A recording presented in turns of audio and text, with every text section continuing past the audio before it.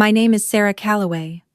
I'm 29 years old, and on the night of November 28th, 2024, in front of 43 members of my family seated around folding tables in my parents' living room, my husband stood up, cleared his throat, and said 6 words that made my mother drop her wine glass. He said, "I found Grandma Ruth's original will." The room went so quiet, you could hear the candles flickering. But I'm getting ahead of myself. Let me tell you how we got there. Because the story doesn't start with revenge. It starts the way most painful stories do, with love.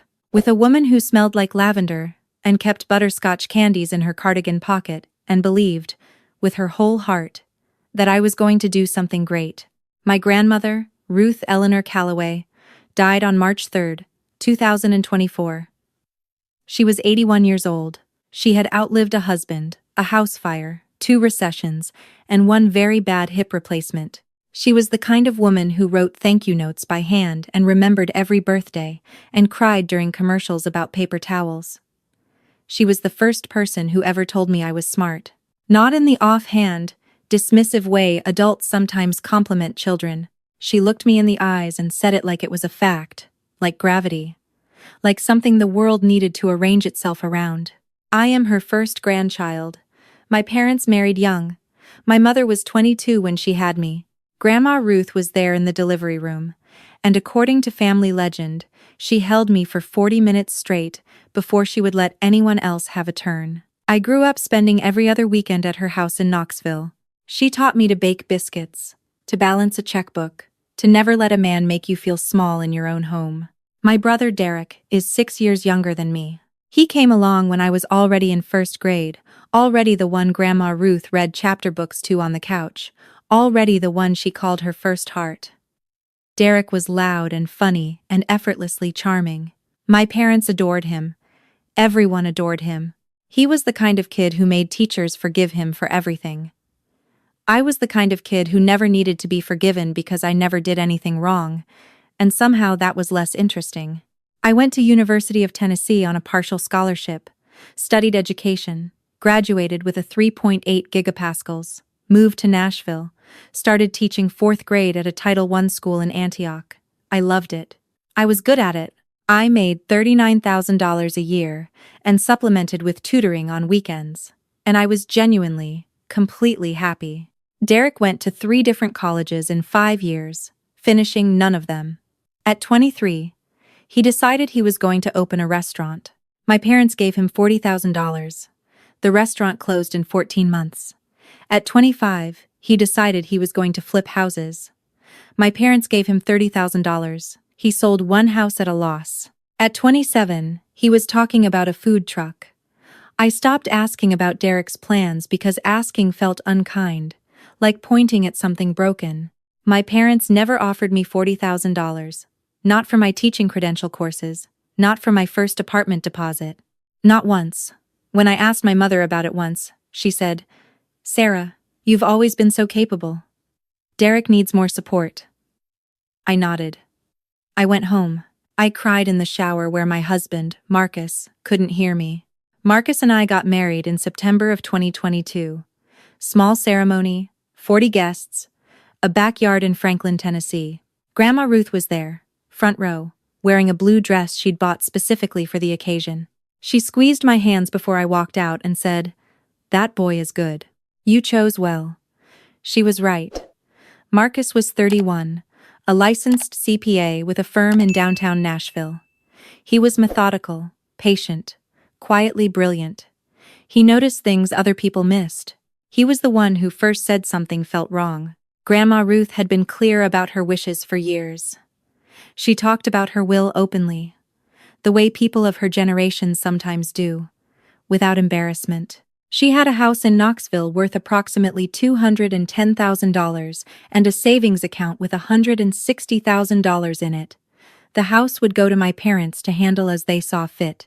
The savings account, she told me directly, more than once, was divided. $60,000 for charitable donations to her church. The remaining $100,000 was mine. Not split between me and Derek. Mine. She told me why, once, sitting at her kitchen table over coffee. "You're my first grandchild, Sarah. You were born when I still had your grandfather. You carry something of him in you. That money is for your future. A house, a baby, whatever you need. I never told Derek. I never told my parents I knew. It felt private, something between me and her. She died on a Tuesday morning in early March, peacefully, in her own bed, which is what she wanted. I drove to Knoxville that afternoon. My parents were already there. Derek came 2 days later. The funeral was on Friday. I wore black and sat in the front pew and held my mother's hand and thought about butterscotch candies. The estate process began in April. My parents were the executors of Grandma Ruth's estate. They handled everything, the house listing, the bank accounts, the paperwork. I wasn't involved. I didn't ask to be. I trusted them. On April 22nd, my mother called me. I was grading papers at my kitchen table. She said, "We've gone through Mom's estate. There's some money for you. About $12,000. I stopped writing. I said, "Mom, what do you mean, 12,000? She said, "From her savings. After the church donation and the estate fees and a few other things, that's what's left for you." I said, "Grandma told me there was $100,000 set aside for me." Silence. Then my mother said, "Sarah, you must have misunderstood. She was getting older. She didn't always remember things clearly." I sat at that table for a long time after we hung up. I stared at the stack of ungraded papers. I thought about Grandma Ruth's face when she looked at me across that kitchen table. I thought about how her eyes were clear and sharp and present. She was the most mentally alert 80-year-old I had ever known. She did not misremember. That night I told Marcus.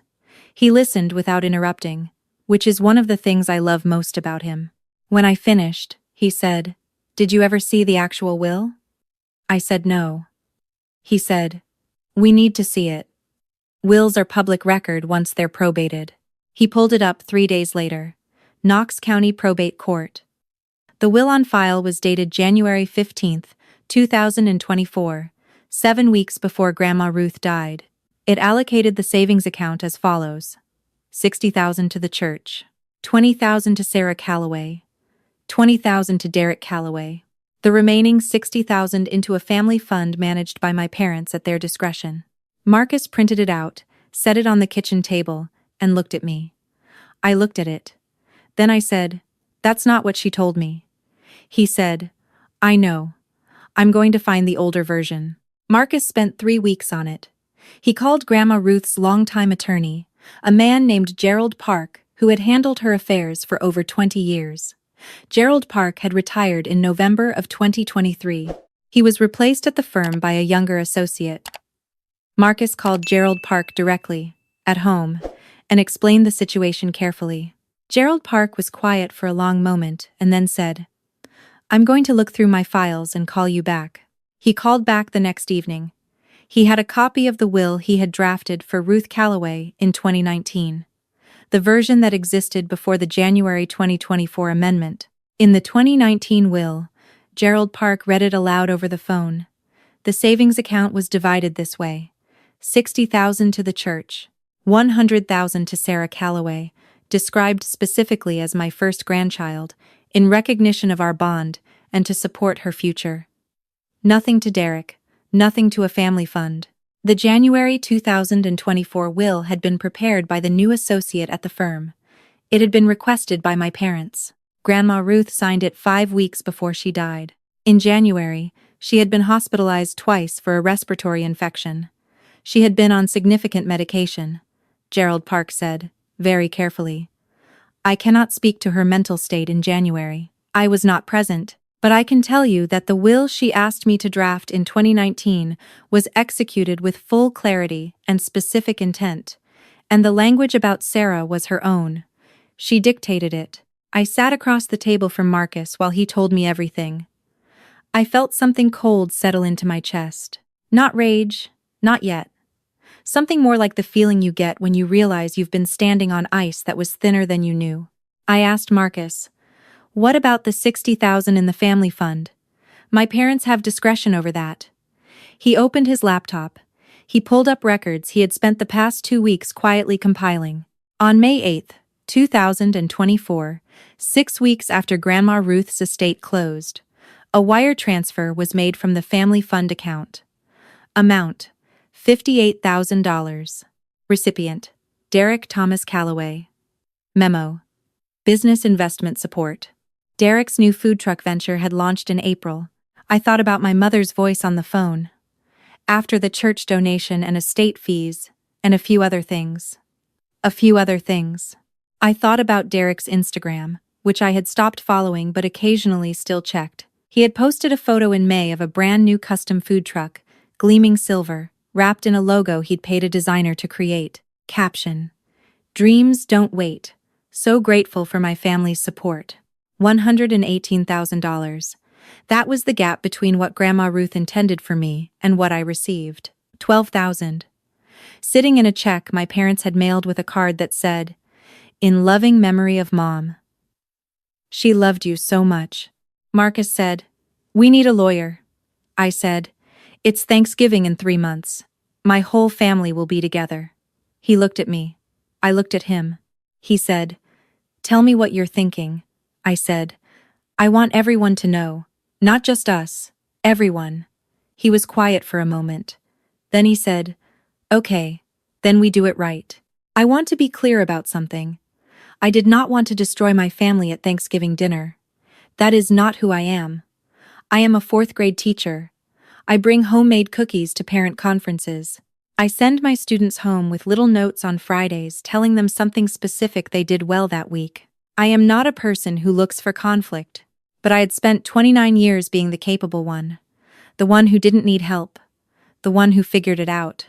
I had watched my parents fund Derek's failures 3 times over, while I tutored other people's children on weekends to pay my own bills. And then, when my grandmother, the one person who had always seen me clearly, tried to leave me something, they took it. They went to a law firm while she was sick and medicated and scared, and they changed her will, and then they called me and told me I must have misunderstood. I called Gerald Park again the following week. He agreed to write a formal letter attesting to the original intent of the 2019 will and the circumstances of the 2024 amendment. He said he could not prove undue influence, but he could speak to what Ruth Calloway had consistently expressed to him over 5 years of working together. He said, "She talked about Sarah every time I saw her, every time. I had to put him on hold for 30 seconds because I could not let him hear me cry." Marcus spent October building a presentation. He is a CPA. He is methodical. He created a document that laid out every number, every transfer, every date, cross-referenced with public records and bank statements and Gerald Park's letter. He printed 3 copies and put them in manila envelopes. He said, "At the table. After dinner. Before dessert." I said, "Before dessert." He said, "People are calmer on a full stomach." I said, "Okay." Thanksgiving was at my parents' house in Murfreesboro. My parents had moved there 7 years ago into a 4-bedroom colonial with a 2-car garage. My father, Robert, works in insurance. My mother, Patricia, teaches piano lessons from home. They are not wealthy. They are comfortable. The house is paid off. They have retirement savings. They are, by any reasonable measure, fine. 43 people came that year. Both sides of the family.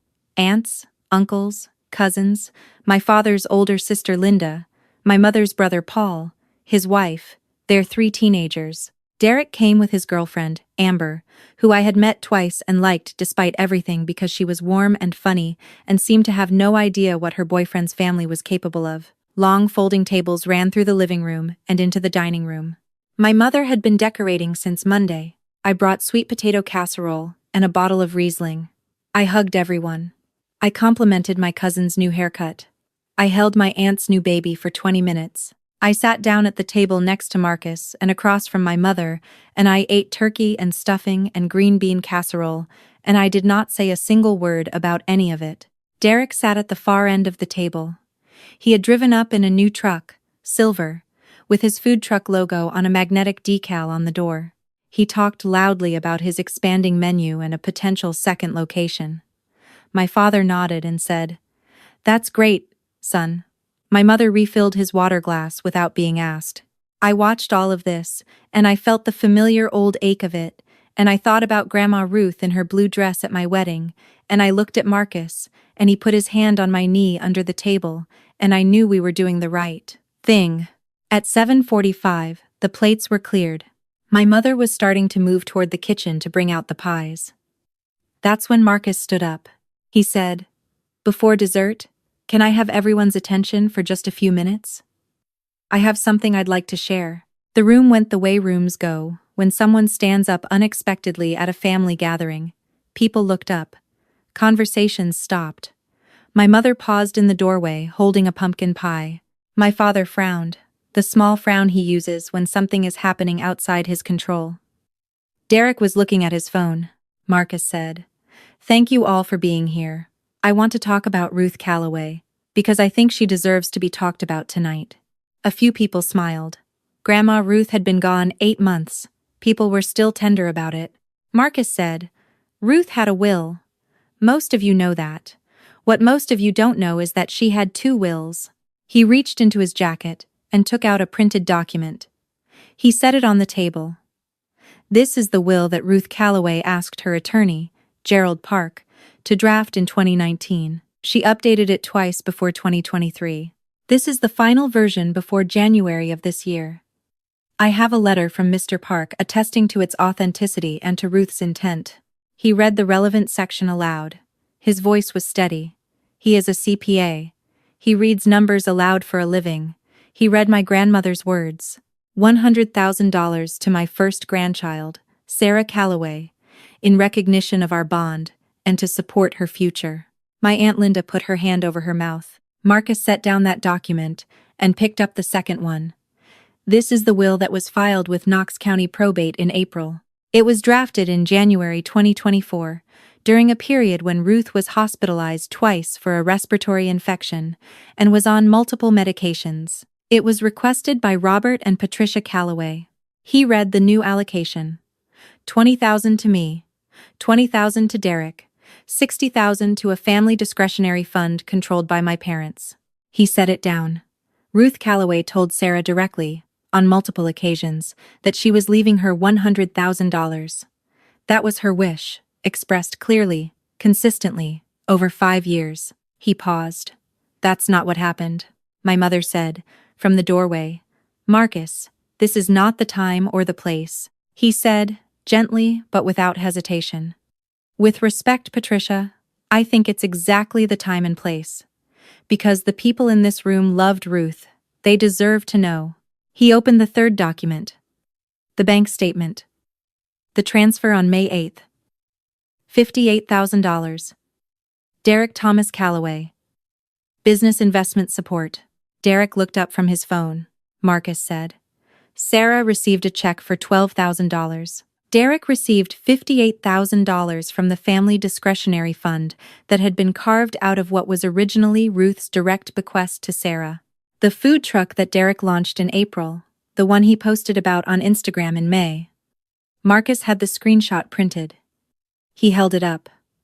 "Dreams don't wait. So grateful for my family's support." Was purchased with money that belonged to Sarah. The room was the quietest I have ever heard a room full of 43 people be. No one was eating. No one was reaching for a drink. My cousin's teenage son was staring at his placemat. My father's older sister, Linda, had both hands flat on the table and was looking at my father with an expression I had never seen on her face before.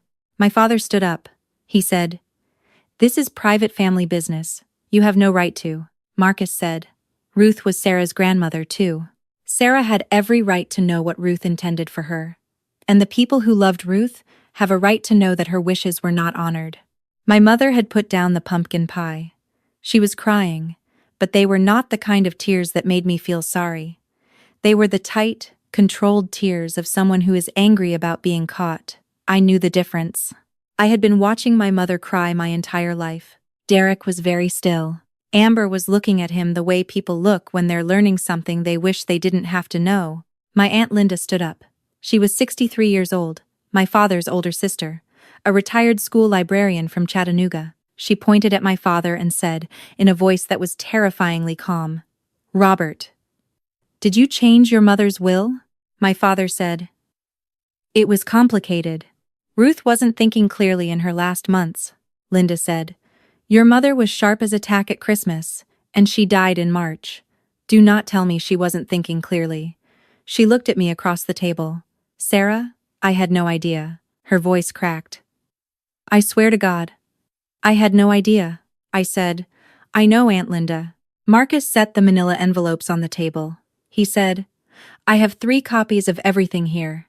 Anybody who wants one, please come see me. We are also happy to answer questions. 7 people stood up at once. Some moved toward Marcus. Some moved toward me. My father sat back down. My mother walked into the kitchen and closed the door. Derek was still sitting at the end of the table, not looking at anyone, and Amber had moved her chair 6 inches away from his. The rest of Thanksgiving was not a dinner. It was something else.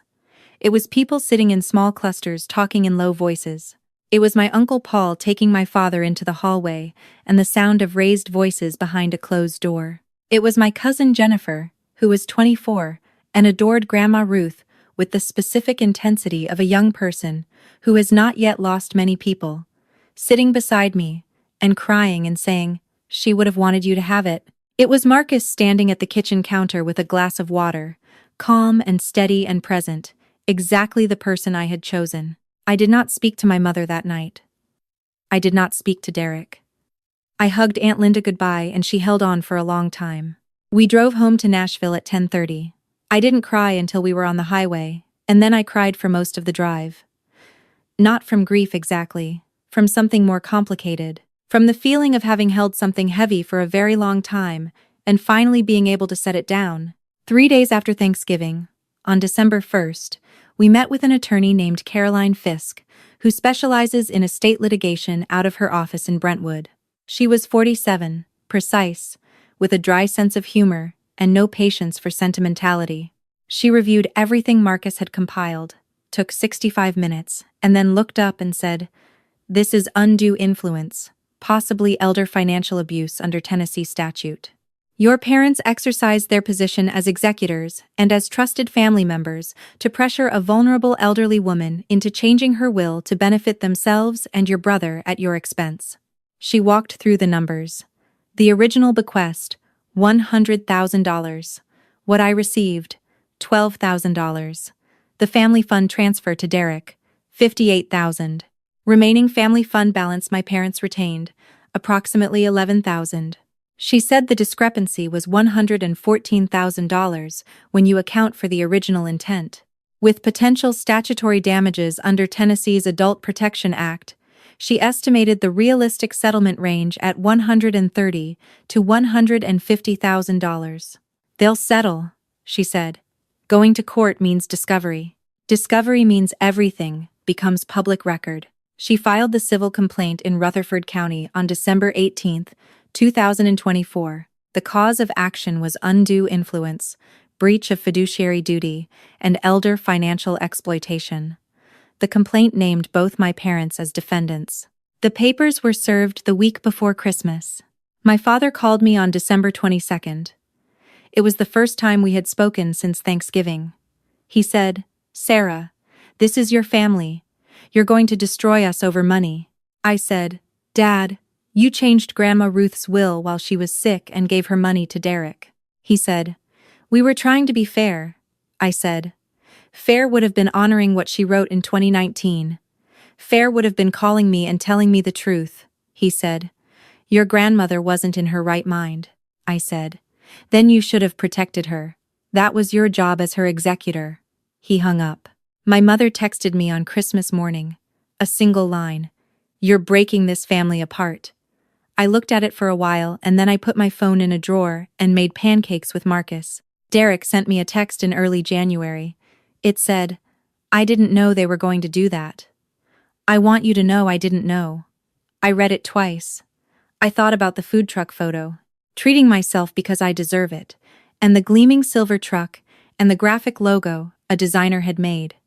I thought about whether it was possible he genuinely hadn't known. I thought about it for 3 days. Then I texted back, "I believe you, but you're going to need to help make this right." He never responded. Mediation took place on February 14, 2025, Valentine's Day. I noted this with something that was almost humor. The mediator was a retired judge. We were in separate rooms the entire 4 hours. Caroline Fisk was methodical and unshakable. My parents' attorney was aggressive and then, around hour 3, noticeably quieter. The offer came at 2:15 inches the afternoon. $142,000. Full settlement. Confidentiality provisions regarding the legal proceedings specifically, but no restriction on speaking generally about family matters. Written acknowledgement that the estate had not been administered in accordance with Ruth Calloway's documented intentions. 2 copies, signed by both parents. Caroline looked at me. I said, "I want one more thing." She raised an eyebrow. I said, "Derek pays back $20,000 into the settlement. Not to me. To the church Grandma Ruth designated in the will. She wanted them to have $60,000. They got $60,000. I want them to actually get it." Caroline was quiet for a moment. Then she smiled, which was the first time I had seen her smile in 2 months of working together. She said, "I'll relay the term." 35 minutes later, they agreed. The settlement funds arrived in March. Marcus and I sat at the kitchen table on the evening the wire transfer cleared, ate Thai takeout, and looked at the number on the screen for a while without saying much. Then Marcus said, "Your grandmother knew what she was doing when she wrote that will." I said, "She always knew what she was doing." He reached across the table and held my hand. In April, we made an offer on a 3-bedroom house in Brentwood. White craftsman bungalow, big backyard, a magnolia tree in the front yard that bloomed pale pink in early spring. We closed on May 2nd. Down payment drawn directly from the settlement. The mortgage is in both our names. When we moved in, I planted lavender along the front walk because it was her favorite and because some things deserve to be carried forward. I returned to school after spring break, and my students made me a card for our new house. 31 fourth graders, glitter glue signatures, a crayon drawing of what I assume is meant to be a magnolia tree. I hung it in the kitchen. Derek's food truck closed in January. I found out through Amber, who followed me on Instagram and occasionally liked my posts. She and Derek broke up in February. I felt sorry about that specifically, because I had liked her. I heard from my cousin Jennifer in March that Derek was talking about going back to school. I hope he does. I genuinely do. My parents and I have not spoken since the mediation. Not one word. I don't know what reconciliation looks like from here, or whether it's something I want. What I know is that I am not going to reach across that silence and pretend it isn't there. If something changes, they know where I live. Aunt Linda texted me a photo last month. She had found a box of Grandma Ruth's things she'd been storing in her garage, going through it room by room. In the box was a card Grandma Ruth had written and never sent. Addressed to me. The envelope said Sarah, in her handwriting, which was small and very neat. I opened it, sitting in my car in a Kroger parking lot because that's where I was when Linda sent it. The card had a picture of a garden on the front. Inside, in her careful cursive, she had written, "Sweetheart, the money I'm leaving you isn't really about money. It's about wanting you to have a soft place to land. You have spent your whole life being strong and capable, and you have never asked anyone for anything, and I am so proud of you for that. And also I want you to know it is allowed to need something. You are allowed to be held. I hope when you find your soft place you know that I am still thinking of you." She had signed it. "All my love. Always, Grandma Ruth." I sat in that parking lot for 20 minutes before I could drive home. I thought about what she said about soft places to land. About the house with the magnolia tree and the lavender along the walk, and Marcus making coffee in the kitchen on Saturday mornings, and the 31 cards on my wall from children who are learning that the world is larger, stranger, and more beautiful than they yet know. I thought about how she was right. The way she was always right. I found it. If you're listening to this, and someone in your family is telling you that you misunderstood, that you're remembering wrong, that asking for what's yours means you're the one tearing things apart, document everything. Trust your memory. Trust the people who actually knew the person you lost. And know that the ones who loved you clearly, who said your name with care, who left you something to hold on to, they meant what they said. They always meant what they said. The magnolia is blooming again. Marcus says it's going to be a good year. I think he's right.